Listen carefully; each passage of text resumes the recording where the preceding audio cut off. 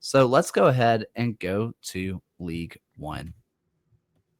Richmond Kickers are one of the most expansive teams in USL League One, but they're underpinned by their pivot duo of Dakota Barnathan and Neil Swifer. You see those two highlighted here, underpinning what's a very wide system. There are multiple layers, whether it's Darwin Espinal on the left, Matty Bolduc on the right, or the ability of players like fullback Simon Fitch to advance.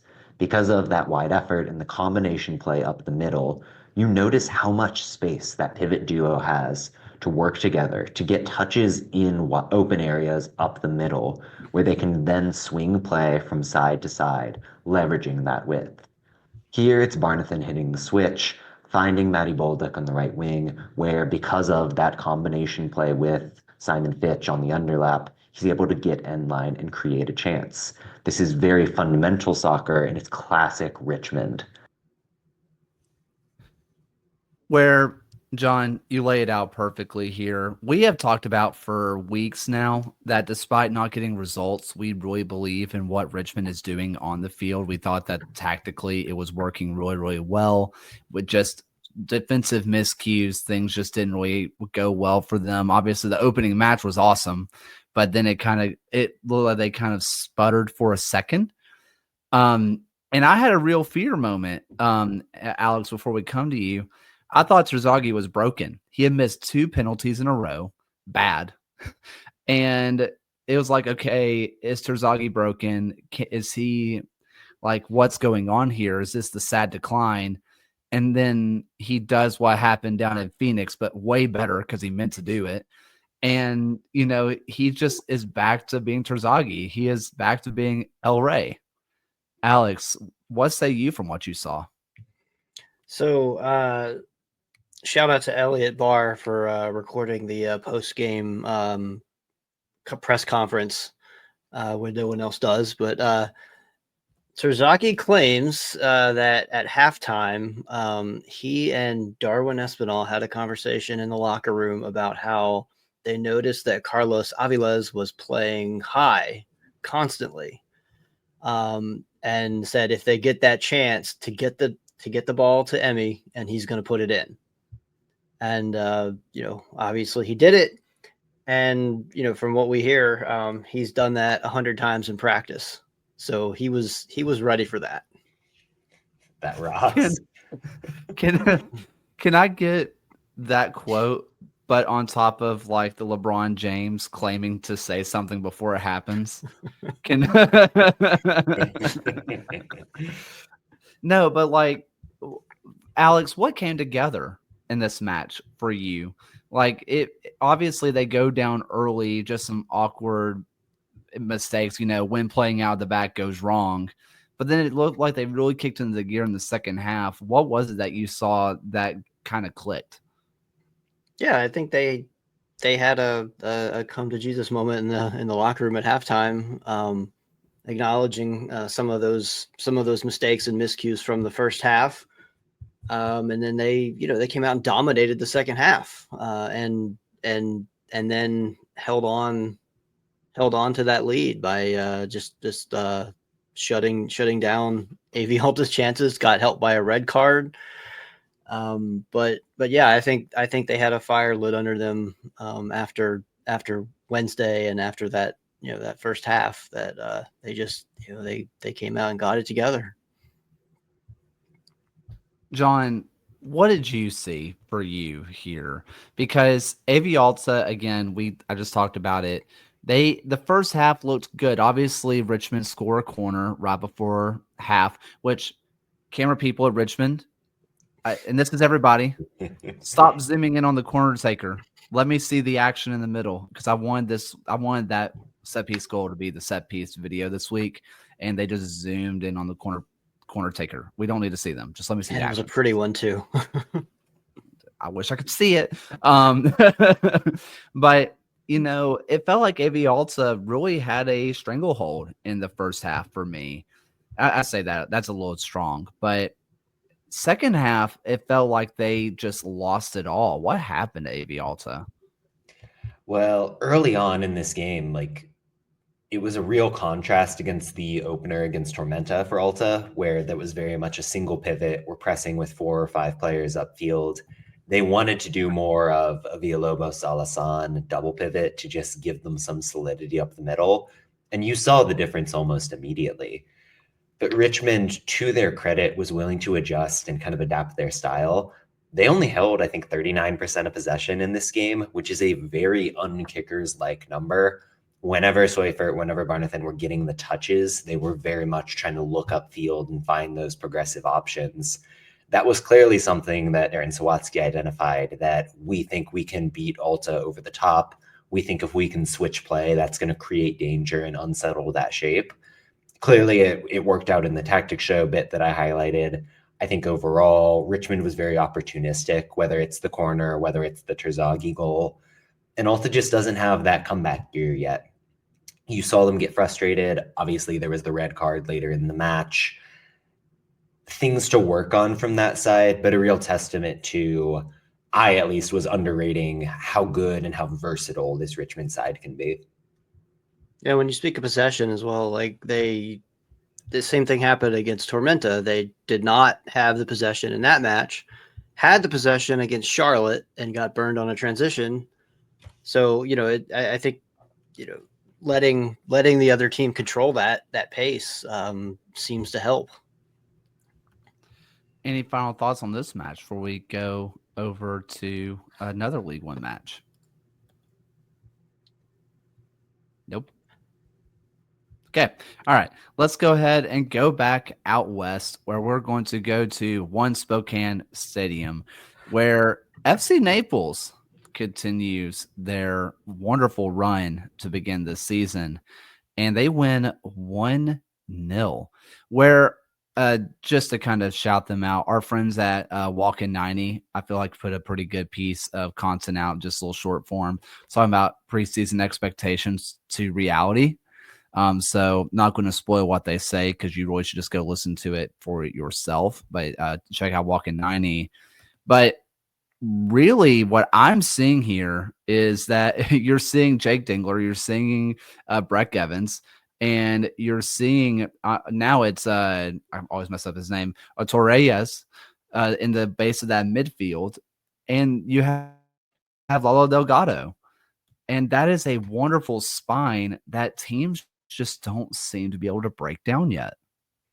And with Chris Heckenberg, who comes off the bench, like the amount of depth that they suddenly have is shocking to me. I did not expect it. Kind of came out of nowhere, but like I admire the depth, and I admire Matt Poland's ability to manage that. He's like, in the running for new coach of the year, if that's a thing. There's a lot to like about Naples. Like Carson Henderlong's golden boot potential is a cool story, like that's starting to bud. The midfield is an absolute menace. John and I both wrote about that this week. I'll let John get into some more of the technical details on it, but like watching Kevin O'Connor and Luke Papra like just steal the ball and result in that Henderlong goal, just outrageous. And then of course, yeah, like you said, the defense and goaltending, like this is a well-built squad. Yeah, and I think matchup-wise in this game, a real focus on trying to shut down what Spokane does best, which is moving up the middle, getting their central midfield involved. You saw O'Connor and Luca Pirpa like man marking the Spokane pivot, really preventing them from doing what they do and forcing the velocity to work wide. And you're right, Alex, to shout out that goal. That's a move where they start long from the back. As soon as Spokane gets their first touch, it's Henderlong coming in from the backside. It's O'Connor stepping up from the left-sided number 8 spot. And they are absolutely not going to let Spokane clear the zone. The pressure keeps coming. They're forcing the ball until they get the turnover. And Spokane is on the back foot. It's very hard when you're Naples, you've counterpressed, you're pushing runners forward. Spokane didn't have the structure, and that's how Henderlong gets the goal. But this was a match in general where it was 90 minutes of great communication, great team defending from Naples. something you would never expect to see from almost any other expansion team. That's what makes it all the more impressive for me. And against a velocity team that I think we all consider to be very talented. Right. And I think that the velocity is going to they're going to get it together. I think right now they're still kind of suffering from some preseason fitness issues, but they'll get it together. It's a long season, and I'm not going to write them off after that. They'll the pieces there are they go deep, and once that, if they start clicking, it's going to be over for a lot of the teams in the league. I mean, when you talk about the pieces that they have, I mean, you look at the bench and who they brought on: Siobhan John Brown, Nico Brett, Neil Vinyals, Lucky Apara, someone who feels like he's been around forever. Like, those are big time names for this team that were coming in off the bench. Do you two think that this is, once those players, specifically Vinyals and John Brown and Brett, once they get onto the pitch and playing together, that Spokane will be okay? Or does it feel like there might be some deeper rooted issues? I think they'll be okay for now. That's my take. The talent there is too much. Lee Wiedman is somebody who understands when he needs to switch things up. And I think that's why Spokane finished so strongly last season. You put those elements together, and tough losses, let's face it, against a Naples team that looks like they'll be in the playoff mix, and a One Knox side that is racking up wins and letting Mark Doyle do his thing. That's not exactly bad in terms of resume building. So no worries about the velocity. They're not I Lexington. Sorry. Yeah. Well, that was okay. That was going to be my USL first take question. When do we start putting them on a Lexington watch? A team with all the expectations in the world, with all the talent in the world. When do we start putting them on that watch? From what I understand, a lot of the big signings, and especially guys who are international, were late getting the visas, so they didn't have that preseason run up. For me, that buys extra time. In addition to the injuries, in addition to the lateness of someone like a Chrysler coming in, I'm willing to say, like, as long as Spokane is hovering around the playoff line come summer, I'm still here for this team because I really believe in all that upside. So I want to ask you a question, Alex, and that was about Texoma and One Knox, where One Knox, again, you can tell that they are the team that's played with each other before. You can tell that they are the team that has been in this league before. But I thought that Texoma showed flashes of what they could be. And in your first ever matches, 3,200-ish people, it's a good showing from them to start off their campaign. But you're going to be looking at Texoma. You're going to be looking at AV Alta. You're going to be looking at Hearts of Pine. You're going to be looking at Naples. Am I forgetting another expansion team off the top of my head?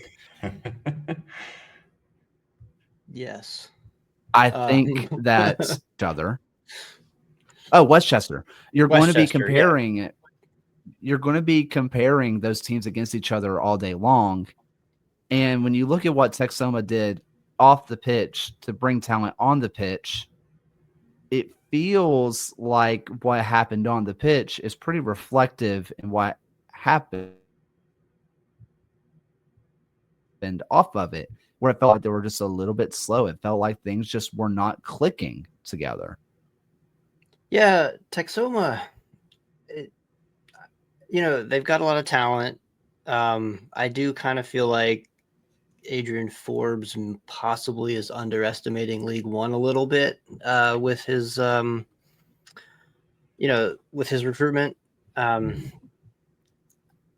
don't know. I've got them in my wait and see bucket. I'm not ready to write them off because there is such there are some talented players on that team who have found success before in the league, but it's a big wait and see for me. Plus having to play Knoxville, that's a tough opener. Knoxville's, like you said, is a team that's been in the league before. They've played together before. They brought in Mark Doyle, and he seems to be clicking. And that's a tough opener for Texoma. Yeah. One Knox is impressing me, like super impressing me right now. And, say what you want about who it is against, because I mean, I'm not incredibly impressed with Spokane right now. Obviously we just talked about Texoma, but defensively, they're showing a little bit more going forward than I thought they would. I think that this is a team that Eamon Zayed preseason said, watch them. They're a lot better than we're giving them credit for. Turns out that guy's pretty smart. Maybe should have a coaching job somewhere.